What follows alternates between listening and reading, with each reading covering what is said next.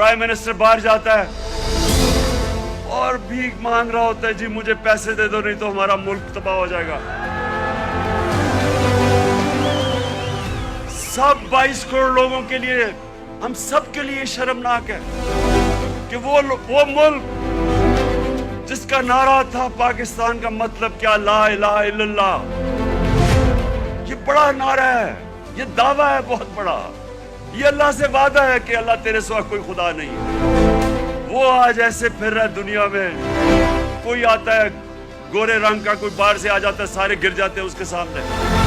نہ عزت ہے، نہ آزادی ہے۔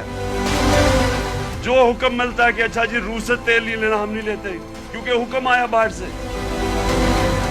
غور اور فکر کرنا کہ ہم نے کیسے اس قوم کو اس قوم ادھر پہنچانا ہے جس کے لیے یہ ملک بنا تھا۔